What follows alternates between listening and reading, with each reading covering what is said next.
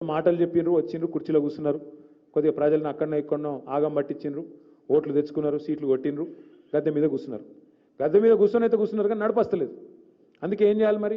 కేసీఆర్ను బద్నాం చేయాలి. అందుకే మీరు చూడండి, గ్రామీణ స్థాయిలో ఉండే కాంగ్రెస్ కార్యకర్త నుంచి రాష్ట్రంలో అత్యున్నత పదవిలో ఉండే ముఖ్యమంత్రి నుంచి కేంద్రంలో ఉండే రాహుల్ గాంధీ దాకా ఒకటే వరుస. ముఖం బాగా లేకపోతే అద్దం బలగొట్టినట్టు వీళ్ళకు నడపరాక కేసీఆర్ అప్లపాలు చేసిపోయింది.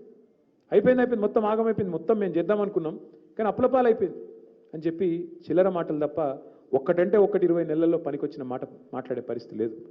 మరి ఆ చిల్లర మాటలు మాట్లాడే, అప్పుల మీద తప్పుడు కూతలు కూసే కాంగ్రెస్ పార్టీకి నిన్నగాక మొన్న పార్లమెంట్లో సమాధానం లభించింది. పార్లమెంట్లో స్పష్టంగా కేంద్ర ప్రభుత్వం చెప్పింది, కేసీఆర్ గారి ప్రభుత్వం చేసిన అప్పు మీరిచ్చిపోయిన అప్పుతో సహా కలిపితే 3.5 లక్షల కోట్లు, అది తీసేస్తే కేవలం 2,80,000 కోట్లు మాత్రమే అనే మాట కూడా నిన్నగాక మొన్న కేంద్ర ప్రభుత్వమే సాధికారంగా పార్లమెంట్లో చెప్పింది, బయట చెప్పలేదు.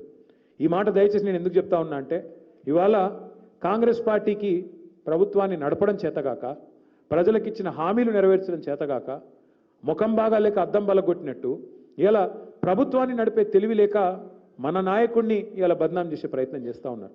మనం గుర్తు చేయాలి, ప్రజలకు చెప్పాలి. 2 విషయాలు చెప్పాలి.